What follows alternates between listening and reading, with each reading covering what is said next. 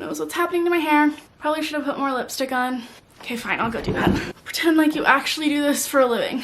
So, back to recording. Hi friends, welcome back to the Avocado Toast Budget. If you're new here, my name is Lexa, and today we are going to walk through how to budget a paycheck inside of YNAB. This is kind of like part 2 to me completely redoing my budget inside of YNAB and starting over fresh, walking you through how to create your own budget in the YNAB app.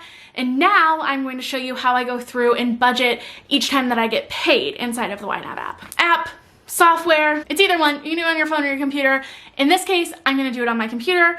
That's just how I prefer to go through and like budget paychecks and set up my initial account. But I do often track my spending on the app because it's just a lot easier. So if you want to see me go through start to finish, completely set up a new budget inside of YNAB, how I do it, all of my tips and tricks, I will link that video up here for you. But today's video is going to focus on what the hell are you supposed to do whenever you get paid and you now suddenly have this like new sum of money and you need to figure out what to do with it until you get paid again. So if you want to learn more about saving, investing, paying off debt, and how to finally feel more confident with your money, make sure that you hit that subscribe button down below, push that bell notification, that way you never miss an upload, and let's go ahead and get into it. So I'm going to go ahead and pull up my YNAB budget here on my computer. This is the one I created in my last video. Now, keep in mind, you can budget in YNAB on like any day. Like you don't have to wait till the 1st of the month or a Monday. It is neither of those things right now. It is currently March 29th, a Tuesday. So we're like awkwardly toward the end of the month, but not fully at the end of the month yet. So I just want to prove to you that like you totally can still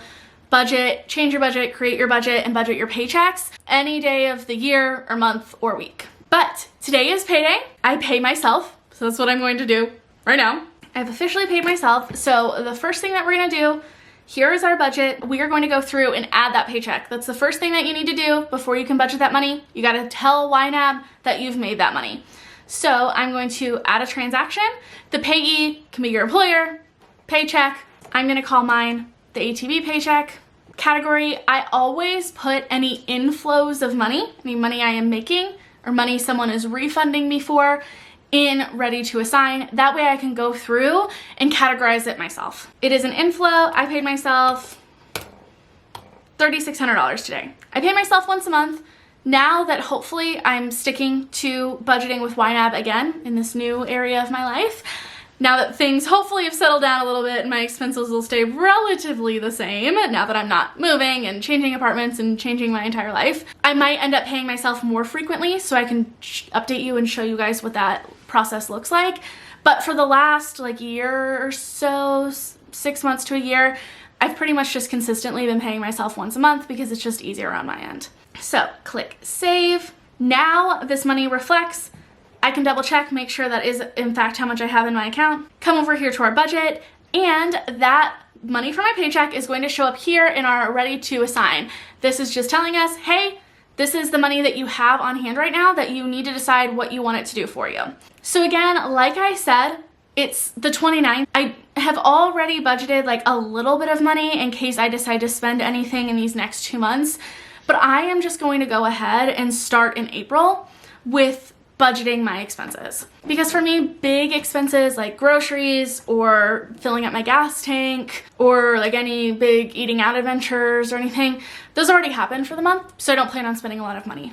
So I'm gonna focus on what does this money need to do for me before I get paid again, and just click over here, start budgeting for April. So from my last video, I showed you guys how to assign the money I already had on hand, and I went through and assigned it toward all of my expenses for the first part of the month. So I'm just going to go ahead and fund the rest of my expenses for April, because again, this is my money for the rest of the month until I pay myself again.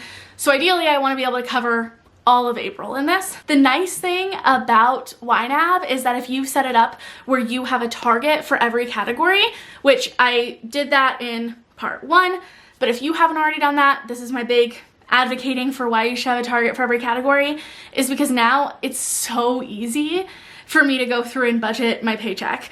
I just go through and highlight all of these expenses that I know I need to cover, and then come over here, click this underfunded button, and it's going to move money from my ready to assign into all of those to make sure I have enough money set aside to cover that expense when it comes out. Oh, my camera's about to die. Hold on. I'm gonna switch that up. I don't know what's happening. It doesn't matter. It's gonna have to work. Okay, real fast. I undid that so that I can show you why it's so much easier. Because if I didn't have a target here and I just had listed that I knew I needed $5.99, I would have to go through and like type $5.99, enter. Here, type $70, enter. 11, enter. It doesn't take a lot of time, but compared to literally just like highlighting, clicking under funded and knowing you're good to go, so much faster. So I've done that with all of my fixed expenses. Again, this needs to cover me for the entire month of April. So I also want to do that with my variable expenses. And I would like to also do that with my sinking funds. So now that I've done that, I have assigned my targets to each one of my categories. The only thing I have left that I want to do is my $500 toward my Roth IRA. And if we come up here, we'll see that that still leaves us with $924.30 that we need to assign for this month. Now, there are a couple of different ways that you can do this, depending on your situation, what your goals are, what makes most sense to you. One thing that YNAB would recommend is that you get up to a month ahead. Now, technically, you would look at this and think I'm a month ahead because I funded all of April and March isn't over yet. However, I'm not technically a month ahead inside of YNAB because at some point, it's gonna become April 29th and I'm not gonna have money for May, but I won't have gotten paid yet. So technically I'm like right on track right now. If I wanted to get ahead, knowing I don't get paid very often, knowing the next time that I get paid is going to be the end of April, I would want to start working on funding my expenses in May. The reason that YNAB advocates for this is because it basically just gives yourself a financial buffer. If I come over here and I decide that I want to fund rent and I want to fund the next two things that are due on the 1st, I can sleep with a peace of mind knowing that if something happens where I don't get paid on time in April, or maybe in this case, I pay myself, but maybe if I had, if you have a typical job, back when I used to budget with YNAB and I had multiple different jobs that you never really knew how much you were gonna get paid. Sometimes hours would get cut, sometimes you would get sick and I didn't have PTO, and maybe you're not gonna have as much money coming in that you think that you will. The nice thing about getting a month ahead is that even if I don't get paid in April, I know that at least right now, my rent and the other two things due on the 1st are covered. So you can kind of decide, if I make no more money, what else do I want this money to be doing for me? What is going to help give me some sort of a peace of mind? Now, the reason that I'm not going to do it this way, even though that I used to, is because I've changed up kind of how I do my finances. Now, since I pay myself, my buffer is actually on the side of my business account. I have enough money set aside to continually pay myself a steady paycheck for the foreseeable future inside of my business account. So even if my business makes nothing else for the next few months, I'm still good to go. So I've guaranteed my paycheck on that end of things. Whereas if you have a traditional job, you would want to guarantee your money on your end of things by budgeting ahead. But I've basically done that same concept inside of my business budget. Also, if you didn't watch part 1, I don't include my emergency fund and that kind of savings money inside of my YNAB budget. It's just a personal preference kind of thing. I just don't like seeing it because then I'm tempted to spend it. And I would rather just have my other sinking fund savings goals and my day-to-day spending inside of my YNAB budget, at least for now. Who knows, maybe that'll change. So I also have an emergency fund on my personal end, which would help me in case of an emergency, if the ATV stopped making money, if I had some sort of medical or vet bill that I needed to pay, it would come out of that money. So for me, my focus is less on budgeting ahead, like you traditionally would in YNAB, and instead, I want to focus on building up my sinking funds and my savings goals. This is a tangent. If you don't care about my personal budget, I'll put a timestamp or something where you can skip ahead to see how I navigate that. But I've talked about this a decent amount on this channel, but in case you are new here, if you haven't heard, through the last 6 months, I have undergone a lot of changes in my life. About 6 months ago, I was living in Michigan with my partner, and I ended up leaving that relationship and moving back to my hometown in Missouri. And for a while, I was living with my mom.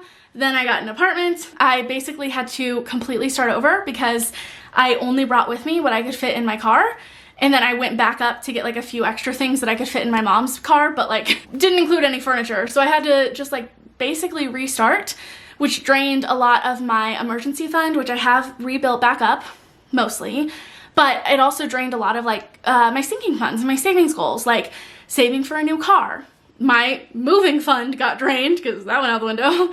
And a lot of my goals changed because my life changed. I'm no longer planning for things like a wedding. I'm planning for like a 3-month vacation in Costa Rica. So very different. But because of that, I'm kind of left in this space where I'm rebuilding my savings goals. And because of that, that is what I'm going to focus on today with any extra money, is building up these sinking funds and those savings goals so that hopefully I can get kind of like a head start on those things. I'm pretty sure taxes are coming up here soon. It's the first year I'm managing taxes as a business owner and it scares me a lot, but I'm hopeful that I set a lot of money aside throughout the year, like probably more than I will owe. And I'm hoping that I can use some of that as like my tax refund to put toward a new car. But that is like one of my bigger goals right now, is like building up a car repair fund, building up a new car fund, and building up a vacation fund. So keeping that in mind, I can look up here, look at my ready to assign and say I have about $900 to split between these savings categories. Where do I want to put them? And this is like totally just personal preference. And to be honest, there's no like real rhyme or reason. I'm just going with what I feel. So I'm feeling like $300 to a new car on top of the $150 I already budgeted. So I'm gonna add this like little plus sign. Let's go with another $300 in vacation. Car repairs, my car, it's been on its last leg for a while. I don't plan on investing a good chunk of money into this car again. If we're being honest, if I have to spend more than a few $100s on my car, I probably won't. And I'll probably just put that money toward a new car. However, currently it is, the AC smells like rotten milk and I'm hoping it's just a filter, but I don't know. And I also do know that it's about time for me to get my oil changed. So because of those things, I'm gonna add in like another $200 here. I don't plan on making any more big car repairs to this car, hopefully. In that case, I would probably just go without a car until I found a new one. And when I say like new car, I mean new to me. I probably won't buy new, but a new, nicer used car that I'm hoping, obviously $450 is not going to get me a new car, but I'm hoping that I can use, again, that tax refund. And if not, I'll figure it out. I'll move some things around, but it's not worth investing any more money into my car. So that leaves me with $124.30. Okay, I actually think I'm gonna add another $100 toward my new car. And then I'll put this $24.30 toward my giving fund. It's like my gift, giving, anything like that. Oh, I have like a fuzzy. I don't like it. Okay, and then that is it. Now my money to be assigned is at 0, which basically is just YNAB telling me I have given all of my money here a job. So I know I'm good to go. I've got a lot of green. I know I'm gonna be able to pay off my Quicksilver. My Discover doesn't have anything in it because it doesn't have anything on it. I very rarely use that card. My Chase, and I just paid it off. I think I had like $10 on it. My Chase card, I'm good to go. The money here matches the money that I have on my card right now, so I know I can pay that off in full at any time. I need to make my next IRA payment for March, and then I'll have enough for April. And then I've got all of my bills all the way through April, so I know I'm good to go until I pay myself again. So now that we have budgeted our paycheck inside of YNAB, the next step is going to be going through and tracking all of our expenses. I touched on that in part 1 toward the end in case anyone was curious. I have older videos walking through exactly how to track your expenses inside of YNAB, but if you want to see an updated one, want to do like a, I don't know, like maybe a vlog type, I don't know, I don't vlog, but like a track with me, spend with me kind of video, let me know if that interests you, if you want to see how I go through in real time and track my expenses in between the YNAB app and how I do it on the computer and all of that. Definitely let me know. And then my hope is that here in the future, I'll be able to do more budget with me type videos like this one. And I will be able to keep you guys updated as like I kind of figure out how I want to budget in this like new age of my life. I'm sure this is not the final draft of my budget. This is like what I think I'm kind of gonna need, and then my hope is that like as I go along and start budgeting, figuring out what works for me. I'll be able to tweak it and keep you guys updated with that. So yeah, if you have any questions about this, if you have any tips and tricks on how you budget your paycheck or how you like to budget your money, definitely let me know in the comments down below. I really hope that you enjoyed and you learned something cool. If you did, please remember to give this video a big thumbs up. It really helps out the YouTube algorithm, helps boost this video to the top. That way more people can find this content. And I will see you all next time. Bye.